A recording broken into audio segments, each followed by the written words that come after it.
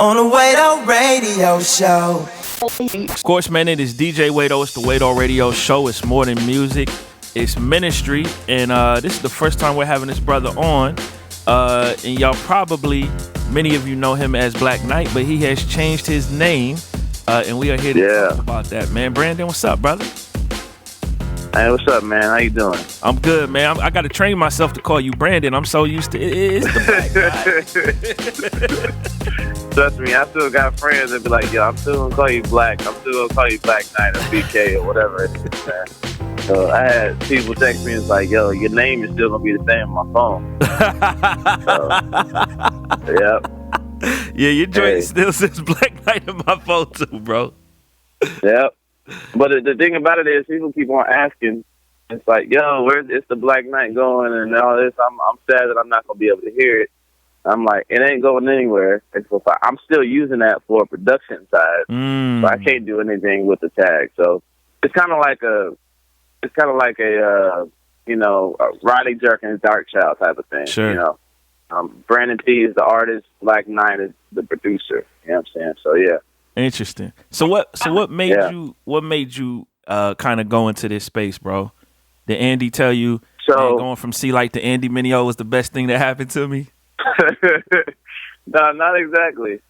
Not exactly. It's actually been 2 years since I dropped The Young Future. It's my last project that I did by myself. Yep. And from then, it was like after that project dropped, I was working on the next project, and originally it was going to be called Limitless. And so all the music was sounding like this futuristic type of stuff. And then it was like this whole message of like just being, limitless and stuff like that. But there was a conversation that I had with my mom. And one of the main things that she said in this, it was like she gave me a stupid heart check, like for real. And then she said one of the things that really stuck out to me was your name is the only thing you own. So never try to hide behind something else. And don't ever try to be somebody else that you're not. And so I'm like, wow. And so that really stuck with me. And then it's like, after that being stuck with me, my writing started to change. Wow. And it started bringing out different things that I held up in the past years. And I finally realized it's like, you know what I'm saying? I hid behind Black Knight and didn't really give everything, artist-wise. It was always surface level. So it's like the music changed, the writing changed. And then I was like, this new music that I'm writing is I don't want to associate it with Black Knight. And so it's it's real authentic. So I'm like, yo, I have to, do this. You know what I'm saying? And I was thinking about it. It wasn't no sudden thing. It's been a year in the making. Yeah. And so just asking different people and things like that, and asking different people's advice about how to go through with it. And, is this just an ideal, or is this something really, really, really that's trying to pop it? So, it is a bittersweet, but I think I see it as a short-term loss with a long-term gain. So, yeah, it's deep, man. Yep. It's deep that you could publicly say, man, I think I might have been hiding behind the Black Knight persona somewhat. Right. Yeah, because I think a lot of my life, my dad used to play. He used to play keys, and he's just minister of music over the whole PAW. I sing music department. Wow. So a lot of my whole life, I hid behind my dad. So it's my whole life I was used to hiding behind different things, and so which caused me to keep stuff to myself and not not be open to different people and not share different experiences and not share what happened in my life, because in my older years, stuff to happen, things to, what I'm saying? So it was and then I started hanging around different dudes and getting a community and started opening up and sharing different experiences, which ultimately brought freedom and and everything like that. So it's like now it's like I have a bigger picture of, you know, what it means to truly be yourself. You know, it's more than just saying it. It's more than just, you know, saying on the record, you know, I'm going to be me. But it's like, yo, I'm going to be me, and I'm not going to be ashamed of who I am as a person and my name, you know? So, yeah, man. Man, so who is Brandon? Brandon is this little crackhead baby. For real, man. I was a crack baby, dog. Really? I was a crack baby. So now I feel bad for that. You were really a crack baby.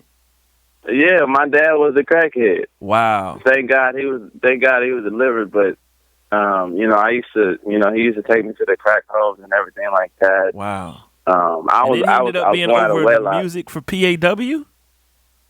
Yeah, yep. That's a testimony right there. My dad would tell you the testimony. He would play at a church, and then they would pay him, and then he would just go smoke it up. Wow. Yep. So, but my dad has a tremendous testimony, like, for real, man. He tells that if you ask him, he'll tell you his testimony for sure and won't leave nothing out. So when people we like, need to get your dad on the Wado Radio Show. Hey, he'll do it, man. He'll try to sell you businesses and stuff like that. He'll do it. Man. He's my manager now. So wow. He's definitely helped me in these years too, as far as like giving me wisdom on different things and just taking on all of the stuff that takes on, like, you know, managing an artist. Sure. And putting down his business to help me, you know, and which is great because I ain't paying him. I don't know where he get the money from. But back to it, man. It's yeah. Like I said, I'm a crack baby. I was born at wedlock. You know, people love my family. My mom told me a family member was telling her like abort the baby. So like aunties and people you would think that would be happy and be like, yo, you should abort this baby because you had a baby by a crackhead. You know. And, you know, never be nothing. My mom would say that I was the worst kid in school, the worst kid in church. You know, you would see that baby in church running around and crying and stuff like that. I was that kid. I was that kid beating on kids' heads in kindergarten, using them as a symbol for a drum set with my color pencils. You know, and all of these things, you know, is really translated in this new music that I wrote, too. So Brandon P is just like this. People think that I'm very outgoing and extroverted, but I'm really introverted. Like, I'm the shyest kid you would meet. Like, if I wasn't who I am, or if I wasn't in this, I would not talk to anybody. I would just be like a low key person, very to myself, and just chill. You know what I'm saying? But being in this, you kind of have to like talk to people and become this quote unquote personality. And that's what became a Black Knight. You know, he became this personality, this persona. But when I was chilling by myself, it's like, yo, I'm really being myself. So I would just say, you know, Brandon P is just like this regular old kid. You know what I'm saying? That's just been through a lot like everybody else. He ain't perfect. Wow. Steep, brother. Yeah. This sounds like... Yeah, man. This sounds like... Because you made good music before. So I don't want you to take what I'm about to say the wrong way. But I think a lot of the music that you made, it was general. There was a lot of party music. Right. You know, the beats was dope. It was a celebration. And it's like, this sounds like you're going into a whole different direction with your new music, where it's really going to be very personal and letting people into really who you are as a person. Yeah. So being like, and the party music all stems from me being from California. Like California, that's like the ultimate like thing. It's like turn up music, and you know, but as I started traveling and started experiencing more and more experiences happened, to me, it's like, yeah, that caused the writing to change and the music to change, and also the production too as well. It's like I still got that, you know, I guess that classic DK turn up sound, but like the album sound is like this mature, like grown live instrumentation. Really? Like, yeah, it's like I let my sister hear it, and she was like, "Yo, I'm like so excited for people to hear it." It's like totally different. It's like two different, you know, sides of the spectrum. Now, get it? I haven't lost all of the Black Knight turn up that people are used to. It's still there, but it's just like it's more grown. You know what I'm saying? And I think like I've grown, so I have to have my things grow along with. So, yeah, man, I'm excited. I'm excited. Yeah, I'm anxious to hear this too, brother. This Yeah, man. It sounds like you've been hanging a lot with Andy Mineo, brother. No, I have been bouncing stuff off him, you know, different ideas and music and stuff like that. And me and him, I have really, you know, really man-to-man conversations about different things, about different experiences, and not just Andy, but when we was on the Anomaly tour, there's been many different conversations as men that we've had, and I've just been soaking in all the information that they gave me. You know, I don't talk much. You know, when we first get on tour, Lecrae was just like, "Yo, you don't. What's up, man? You don't talk." I'm like, I don't. I'm very observant. You know what I'm saying? I'm very observant. I like to sit back and just chill and like soak stuff in and be like, "What you think about this?" I'd be like, "I'm just listening to y'all. I don't want to give my opinion. I'm just listening. Let me be a fly on the wall." You know, and I just like to soak stuff in about relationships, about marriages, about finances, about, you know what I'm saying, different things that will help me, you know, in my life, and, you know, learn from different other people's experiences that they've gone through and what they've learned and stuff like that. So, and that really, like, when we talked earlier, that really translated to me growing and just continuing to grow in every aspect of life. So, yeah, man, like Andy, Cray, the dudes from RPS&G, they have really, and transparent too as well, have really been some of the key factors in, you know what I'm saying, this new me, I guess you want to call it. Man, that's what's up, brother. Growth is a good thing, man. It's a great thing, brother. It's a great thing. Yeah, man. So when can we expect this new album, man? Shoot, right now I'm just dropping stuff. Like last week we dropped "Go Like This," and then I think today I'm gonna drop a new song, 2021. Okay. And so right now I'm just dropping stuff just to get people used to the name, or seeing the name Black Knight. I mean, Brandon P. You mixing yourself up. I mean, I'm mixing myself up, but I just want to get people used to seeing Brandon P. So by the time the album starts rolling out, you know what I'm saying, be like, okay, I'm used to this guy. I know his guy. His stuff is dope. Yep. So right now we just one song, and I think I'm gonna drop another one, and then wait probably a couple of weeks and then drop the single out. But the album is expecting to come out. I'm hopefully the end of January or the beginning of February. Okay. Hopefully. So I'm excited about it. There's some big names that's a part of this album. There's some huge names. I'm talking about Grammy-winning names. That's on this album. So I'm excited about it.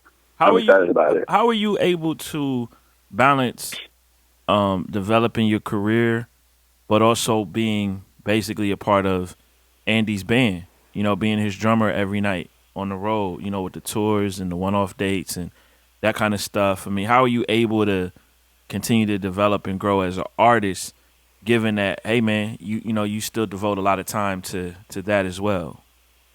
Yeah, and that's it's really hard. I wouldn't necessarily call it a balance. The way I see it is like, never think anything that you do, or if you try to balance something, it will always become unbalanced, because something will happen the way you got it tip over and this side becomes heavier than the other side. And it's not just playing with Andy, it's producing, it's working with RPS&G with their stuff. Right. I mean, you run a whole studio. You run a studio out the Bay. Yeah, yep, yep. And so people, when I get home, people want to do sessions and stuff like that. Yeah. So I've never all of Andy's one-off dates.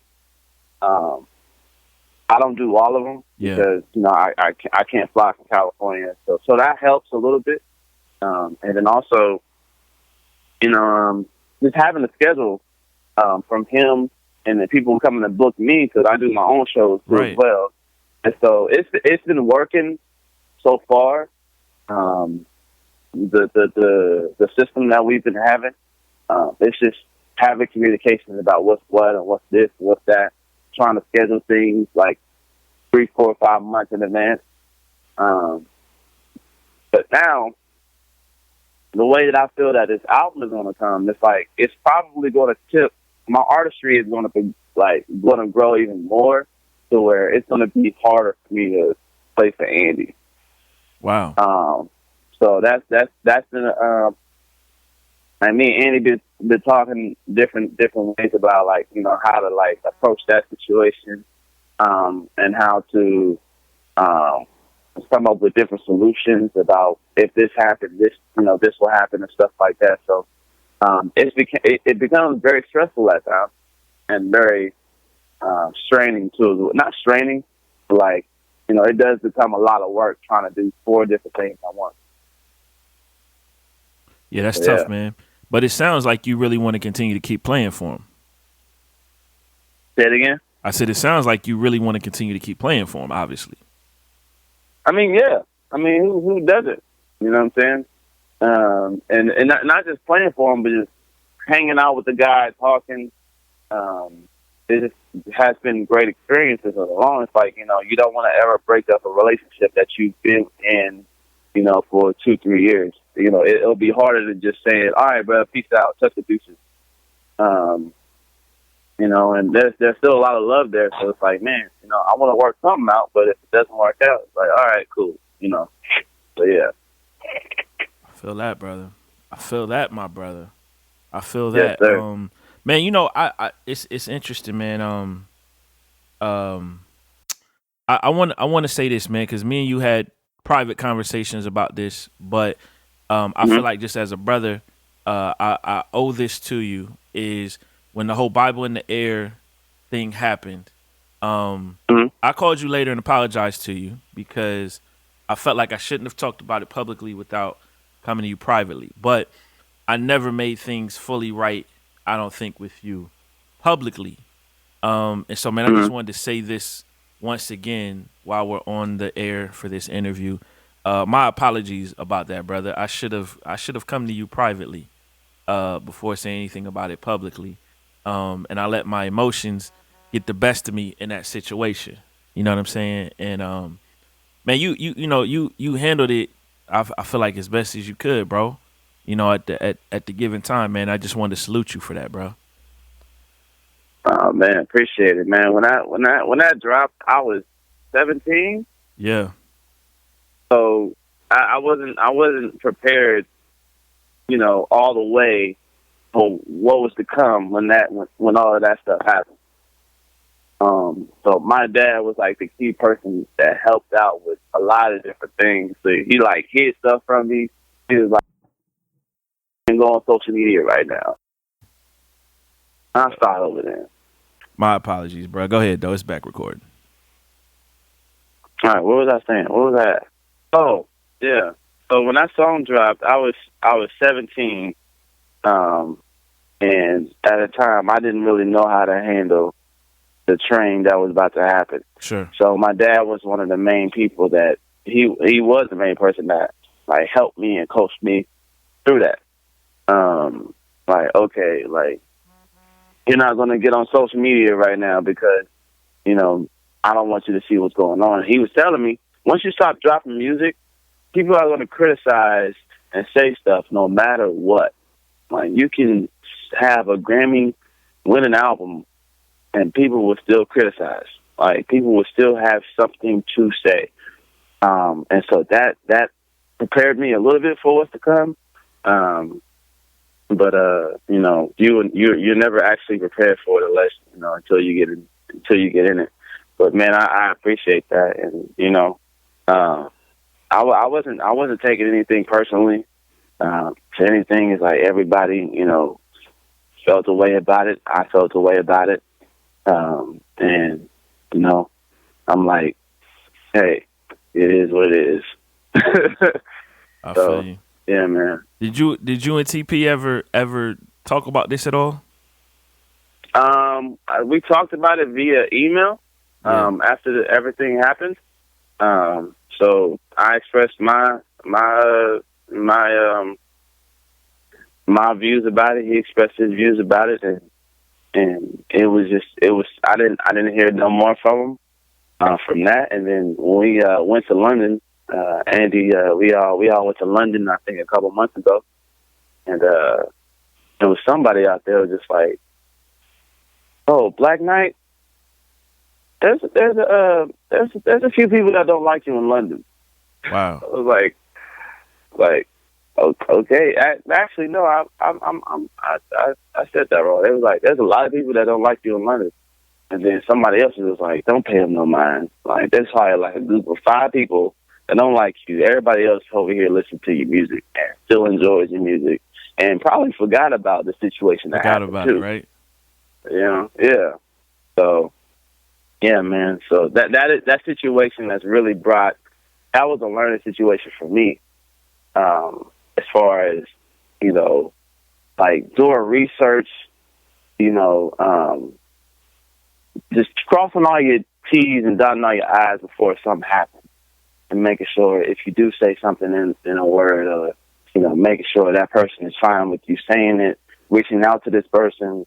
You know what I'm saying? Just being very communicative about everything, and yeah, that experience really like taught me a lot. That's good, man. That's So, good. yeah. That's encouraging, man. I gotta ask you this too, man. Mm-hmm. I was thinking about this before we got on, and I was just like, man, I hadn't really planned on talking about this. I haven't talked about it much at all, actually. But people have been making a big deal about this whole Reach Records changing their about statement on their website and all of this Mm-hmm. stuff. And I mean, listen, obviously you play the drums for Andy, man, so you know this guy better than 99% of the people that have an opinion about this whole situation. Right. Man. And so, even with the Fox 5 interview, you were playing Mm-hmm. for him that day. You were actually there, man. Yeah. Man, Yep. just give your thoughts on these situations, brother. I had a little Twitter rant. I think like a week ago I think about I saw the whole that. Fox 5 thing, Yeah. and so I got very upset at the fact that like people are like shooting this dude down. I mean, yes, he dropped the ball, and the one thing that I've noticed is that he never defended or been defensive about it. Like on our meet and greets, has been the number one question. Like, yo, Wow. why did you miss this question? Why didn't you have share the gospel? And he has publicly like said like, yo, I admit that I dropped the ball. You know what I'm saying? Number one, first of all, coming off the tour, you know what I'm saying? It's 3:00 in the morning. People don't see what's behind the camera. And so behind the camera, you see somebody like, keep it going, keep it going, keep it going. And then so he was already, I think they told him, like, we're going to ask you about your album. We're going to ask you about the tour. So his mindset was in his question, in his head, all right, these are the answers or to whatever questions that I think he just wasn't expecting that question. And so at 3 in the morning, 4 in the morning, you're not going to be able to like, jump off with questions just like that. But he does publicly admit that yes, he dropped the ball. But the thing about it is, people forgot about the music and the song that he did on Fox 5, which clearly states that I believe in God. Yep. And talks about Jesus. Yep. And stuff like that. And Yep. people forgot. I mean, you know what I'm saying? Like, listen, if all the music that this guy has put out and what he does represent, And I'm like, in my head, I'm like, how many times did you miss the opportunity to share the gospel? Every day. Just walking around. And right. But because this dude is on TV, it's like, bruh, you should have did it. You know, I'm like, yo, you have the chance to do it every single day, but you missed that opportunity. You know, and so that's how I feel about it. I'm like, yo, these people are really tracking this dude down. Yeah. And Andy's like, you know what? You know, he took some time not to look at social media and stuff like that. You know, I had some guys that hit me up and just like, yo, like, man, this and that and the other. I'm like, yo, y'all are assuming because, you know, how would you feel if somebody was in a group text talking about you? Like somebody that you do not know in a group text talking about this and that about you and assuming all this stuff about you. You would not like that. You know what I'm saying? You would not like that. So I would think like, you know, it's really true that people really don't treat their neighbor or their brother as they would, you know, themselves. You know what I'm saying? So because you wouldn't like that to be done with you, so why do that to somebody else? Right. And so that's the same thing that's with the Reach thing. It's like, if you look back at it, like I was actually at the Reach office when all of this stuff happened. It was just like, well, technically 116 was kind of not really in our mission statement to begin with. And so it was like, well, who's, you know what I'm saying? So it's like their mission statement is still the same. It's still the same, you know. They still go by the same things and everything like that. It's just like, man. So I think people, if they don't know the whole story or if they don't know what happened, they make one up. You know? I mean, so, me personally, I think a lot of times, man, people make a mountain out of a molehill, and I get it. Like, sometimes people are confused. Sometimes it's just a mob mentality. So it's like one person says it, and then the entire mob is like, "Oh yeah, exactly." You know, let's get in on this. So, you know, there's kind of I think there's a thing with that, man. I was man, let me pull this up, dog. I was reading this scripture last night, bro, and it made me think about this whole situation. It was in First Peter 2. See, this is what happens when you're going through a paper Bible. It take you mad long to turn the pages, dog. Need to pull up this Bible app on the phone, but nah, it says First Peter. What was this, man? And see, this is Second Peter. See, all right, I'm going to clean this up in post, dog. Here we go. It is God's will that your honorable life should silence those ignorant people who make foolish accusations against you. For you are free, yet you are God's slaves. So don't use your freedom as an excuse to do evil. And it made me think about that because I feel like the best thing that Reach Records or Andy Mineo, Lecrae, KB, Trip Lee, Black Knight, anybody can do, Brandon P, anybody can do that has haters is just keep doing good works, because eventually it silences those things that ignorant people say. That's what the Bible says. And I at a certain point, man, you like this stuff just gets ridiculous to me, you know. Right. And it's one reason why I just haven't said much about it. I'm like, yo, like everybody's making a big deal about this about section on their website, and I'm like, no one's even asked them why they changed it. Everyone's just making assumptions, man. They're not ashamed. They're not ashamed. They're ashamed. They're no longer unashamed. It's, hey, at least let them talk about it before you form an opinion, man. Right. That's my rant for today, bro. And then again, it's like, how many times have you went to a website and clicked on the about page? Yeah, especially somebody that you're familiar with. I don't even know if I've ever been on their about page until this whole thing came up, to be really honest with you. Exactly. And then, you know what I'm saying, they don't even go there. I mean, the only thing that you go to a website for is the music. itself. You know, go there and be like, yo, okay, let me read their mission statement. You know, so it's like it's the same thing you just said. You know what I'm saying?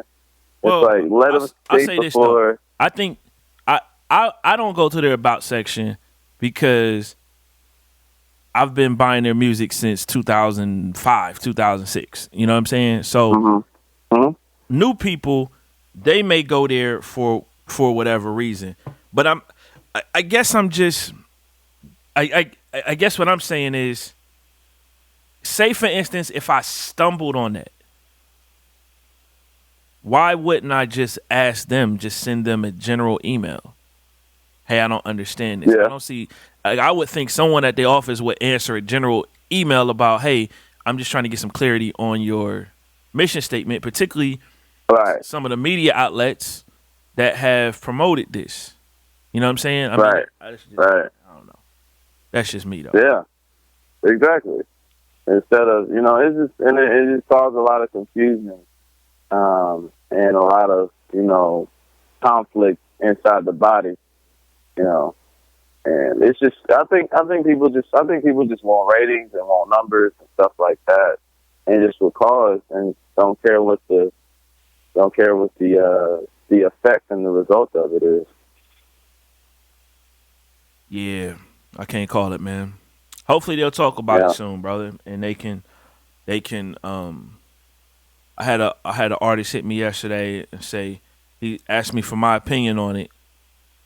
And I'm like, man, I don't have an opinion on it because I haven't heard them talk about why they did it. But he was saying he was confused, and I think the confusion is because all these different people are sharing their opinion that may not fully know what's going on, you know? Right. Or maybe they do. Maybe they know something I don't know, but right. And it's really true that some people have more, for lack of a better word, influence and power that will influence other people's thoughts. You know what I'm saying? Like what you said is like somebody would post something and then everybody will attack on that, and I'd be like, oh yeah, and have the same thinking without actually, you know, having actual source say something. And it's crazy. You know what I'm saying? Like it comes well, like when I post something on Instagram, you know, one person, like some kid, would say, you know, oh, that sounds like Drake. And then other people look at that comment and be like, oh, yeah, it does sound like Drake. Yeah. Not even like, you know what I'm saying? And it's crazy. So. Yeah, see, it's interesting, man. That is a whole other, it's a whole other debate about just artists and influences and stuff like that. And like a part of me feels like there's some of us that are music snobs. And we think, hey man, if you're influenced by anybody, you know what I'm saying, like you're whack, you're a biter, you're corny, you're da da da da da da. Then there's some people that just say, hey man, you know, if I have to do this to stay relevant, quote unquote, I'm going to do it because at the end of the day, I'm trying to spread the message. Right. And I'm like, man, there's got to be some type of balance somewhere. Like, you know, you want to have some artistic credibility, but at the same time, you want people to hear it, and you got to be realistic. Everybody's influenced by somebody. Mm-hmm. You know? Yep. So I don't know. I heard that. I'm curious for you as an artist and a producer, because you're a very creative dude. You're very, extremely creative. Where do you draw the line between influence and biting?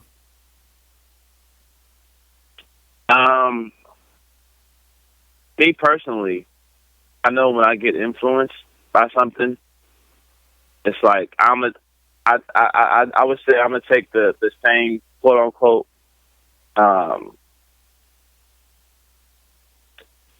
I don't know, how do I want to put this? It's like I would hear something and be like, wow, that's really dope.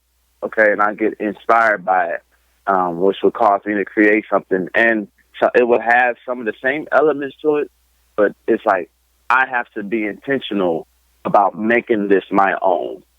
You know, whether or not it's a melody that I heard from somewhere, it's like, okay, how do I make this melody sound different? Let me throw a couple of more. All right, let me throw a baritone underneath it, or let me like chop and screw the same melody, make it sound different, throw an effect on there, throw something on there, or just do something that would make it my own. Sure. You know what I'm saying? And that's not just with music, but that's with art. That's what, you see when people design cars and different, you see like, a Sonata looks like a Lexus or something like that. But it's like, I'm very intentional about making something my own and making it sound my own. And I think that's the line of it. It's like, it's like, yeah, you can be inspired, but if somebody, and I let people listen to it, be like, if they know where you got that from, that's the issue. That's the issue right there. You know what I'm saying? If they instantly know, oh, bro, that's J. Cole. Yep. Or, bro, that's Imagine Dragons. Yep. You know what I'm saying? And if that's the issue. Because, I can take something from Imagine Dragons. I can take some drums from Imagine Dragon and flip it and be like, yo, I've never heard this before. Like, what the freak did you do to these drums? And that has been music, for centuries. There's nothing new under the sun. But it's all about just flipping it and making it creative, doing something that nobody's ever heard before, and yeah. I like that definition. So let me ask you this, I guess. Do you feel like you've always done a good job of flipping it so that people don't know? Because there have been times where I've heard some music and I've said, okay, this person influenced this, or he got this melody from here. Yeah. No, that's not all the times where, you do a good job executing, executing that. Yep. And it's hard to always do that because now it's like music. Everybody makes music, and it's more accessible to put your music out there. Yeah. Which means like it's really, really, you have a great, like a 80, I don't know what the percentage is, but I'm just saying you have a high percentage of your music sounding like something else out there that you don't even know. Yep. You can really create something like, yo, this is dope. And if somebody in Asia has the same sound and created something similar and you don't even know it. You know what I'm saying? And so it's really, and then at the same time, it's like the way like producers are dropping drum kits, and the same producers are buying the same drum kit. So you end up with a producer with the same sound. Yep. Sometimes you got the same loop in it. Yep. So, and then you don't know, but you drop a song and two different songs have the same loop, but it's the same difference. Like, okay, what's going on? And the audience, the consumer doesn't know. Yep. Yep. Yep. So, and I think that is it. It's like everything is more accessible now. And then, so yeah, it's like not every chance. It's like you execute that all the way thoroughly. Yep. But it's still, like, man, So let me also say this, bro. I feel like one of the things that dudes coming up in your generation are dealing with that we didn't have to deal with when I was coming up is, for instance, like it was like 10, 15 years after they were established artists did Nas and Jay-Z's first demos start coming out. But because of how music is released now, it's like, yo, what'd you just say? When I was 17, I put out Bibles in the Air. Yep. Man, that might have been a demo. If you was coming up in the 90s. You know what I'm saying? Like that might have been a demo that nobody never heard because, hey man, that's some of your first records. You can't just put all your music on the internet. You got to build a buzz. Somebody got to invest in you, put your record in a store or pay for you to do, you know what I mean? It's like now it's like, Man, listen, dudes Yep. is going viral off of iPhone videos. You know what I'm saying? It's like, you know, Exactly. Off of a 7-second vine. Like, yeah, come on now. yeah, yeah. So you just got to be now. It's like you just got to be very strategic and make sure you know your music is different. You know, is really different. Like I really respect artists by the name Worry. Yep. Like it's something different. You know, you got 80, you know, acoustic guitars over 808. Ain't nobody doing that right now. Nobody. It may have been done. It may have been done before. Yeah. I'm saying right now in this music is like nobody is doing it. You know what I'm saying? So you know, you even see it with J. Cole's record. It's like, yo, the kids now, it's like, yo, this is fresh. This is something new. But like the old heads, it's like, man, that's Wu-Tang Clan. That's them, and that's, you know, all of the beat selection. I'm saying, it's like, you know, when he did Fire Squad, that's what you would name an old school, you know, rap group that did something like that. You know what I'm saying? So it's just like everything is making a circle back around. You know, it's like you know what I'm saying? So that's how things seem new, but it's not really new. It's like nothing's new under the sun. It's really New true. under the sun, brother. Man, let me shift gears for a minute, man. Because we got to talk about RPSMG, Rock Paper Scissors Music Group, man. Yeah. What's going on with the squad, bro? Man, RPSMG is moving. It actually is doing far better than what I expected it when it originally was in planning, because this RPSMG was in like plan mode for like a good 2 years before last year, before we released something. You know what I'm saying? And that 2 years is like, man, let me find some artists or a group of brothers that would be like really, really good hang out with. Nobody's jealous of each other. Nobody has like bad motives or like, you know what I'm saying? Let me just try to get what I can to get out of it, do what I can to get out of it and stuff like that. And then so, you know, and I kind of had that feeling with the original people that was in it. So that's why it never came out. But I'm like, you know what? It's all in God's timing. And then right when it happened, it like exploded to a place where I never thought it would go. It's like last year, our first week downloads was like 10,000. Wow. I'm like, yo, that's crazy. You know what I'm saying? That's 10,000 downloads. Yeah. You know what I'm saying? And that's just from us. Yep. That was no help from nobody else. So that was just on our site alone. It's like that's 10,000 downloads on our own site alone, let alone the other websites that posted it. So yeah, man, it's great, man. I love them dudes. Man, that's big, brother. What's coming up next for you guys? So I know you're personally dropping an album. Are you guys working on another group album, some individual stuff, a tour? You know? Yeah. So we just before I started the Uncomfortable tour, RPSMG did like a mini West Coast concert series for Until Next Time, the latest RPSMG project that dropped. So we did that. So that was a little mini concert series, and then right now Excellence is working on his project, and his project is dropping this month actually. So he's working on it. This is gonna be, I think he's dropping an EP right now, and then so right now everybody's working on individual projects right now. It's gonna be, I think X is dropping soon, then me, and then my boy Mission, and then KAZ's dropping something, and then probably an RPSMG album after that, and then we got a little mini thing that's going on. I think me and KAZ's working on a little beat tape.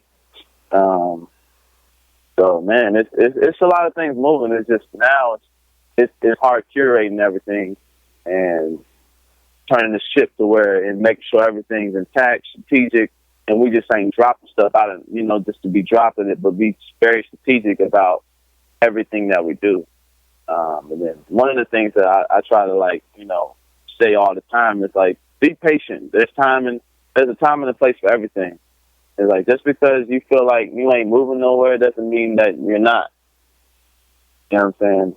All right. And if you're not moving, there's a reason for that. Like, there's a reason why, okay, maybe this is the time where you shouldn't be doing nothing and you should just work on your relationship, you know, with somebody or whoever, get closer to God. Or, you know, maybe this is your time to be like, yo, if I take you to this next step, you're not ready.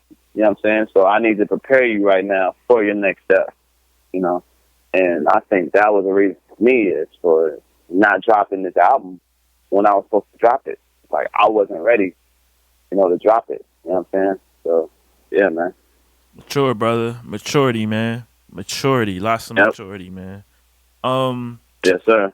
Brandon, man, seriously, brother, I certainly appreciate you, man. Appreciate your artistry, you know, your musicianship, your ministry, brother, and man, praying nothing but blessings for you and your team, son, and you know, all that y'all doing, man. Yeah, man, appreciate you, man, for everything that you do, man. I still do, actually. When you put the little podcast, see what you've been playing. Oh, you trying to make sure I'm playing some Brandon P, some Black Knight? Yeah, man, some RPSG and something, some Transparent. Trying to find me somewhere in there, something I did. Nah, man, I feel you, man. You know, Transparent's my guy, man. That's my dude, man. He need to call me back though, but that's my guy, man. That's my guy. That's my big brother, man. That's one of the people that I can honestly say from day one, he has not changed. For me. Yeah, that's for good. me. You know what I'm saying? I can honestly easily consider him as a big brother. I've never been ashamed of calling him a big brother, too. But other people would be like, you know, you my best friend, you my little brother, you my best. Like, I don't know about that, but you know, Transparent is that guy. Yeah. He's that guy, man. Yeah. For real. He's a good dude, man. He always keeps me up to date with all the stuff he got on going outside of music. That's why I love him, man. Like, all the stuff he's it's doing like people don't see that, bruh. He's killing it out there. People don't see He's it. killing it. He's killing it.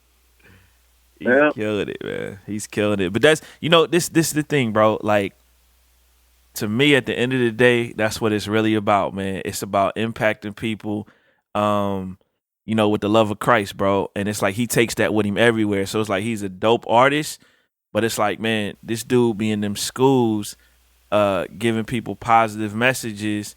Exactly. Like, man, that's winning, bro. Yep. That's, you know, Yeah. that's what it's about. Yes, sir. I remember one time we did a he asked me to speak at a juvenile detention center. I was like, what? You want me to? He was like, yes, because they relate more to you than me. Wow. And what I didn't realize is that what my mom spoke into my life, like years back, came true when that happened. It's like you're gonna be in a room with a group of young people, a group of young men, you know, who are struggling. It's like, and you're gonna talk to them, and when you're done, they're gonna be like, "Yo, we want you to do this more." You're gonna be a speaker, like not only doing music, but you're gonna speak. You know what I'm saying? You're gonna go into school. I'm like, and then since then, it's like I've been in school too myself. You know what I'm saying? Speaking and just, you know, taking, you know, other young men that looks up and wants to do something with their lives, helping them out too as well. But people don't see that. I don't post it about it. I don't want to get a freaking gold medal from it. It's just like, that's something that my heart is with, and I have a burden for it. You know what I'm saying? So it's just like, I'm going to do it because, like, that's what I've been called to. Not just the music, but to actually be a help, you know, to somebody and actually shed light in darkness. Man, bro, that's what it's about, brother. Encouraged by that. Yeah, man. I'm encouraged by you, brother. And man, yo, so what's your web address now, bro? Give everybody that.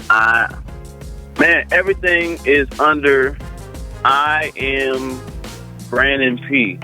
But people have asked me, like, how do you pronounce it? It's Brandon P. Brandon P. I'm like, I kind of been saying it in songs for the past year, so you can know, like, what's about to happen. Yeah. But, you know, it's I am BRVNDONP. Yes, that's the web address. That's the Instagram. That's the Twitter. That's the YouTubeage, and everything like that, man. So follow your boy. Man, that's what it is, man. Appreciate you, brother. Appreciate you, man. On the Wado Radio Show. On the Wado Radio. On the Wado Radio Show. Where it's much more than music, it's ministry.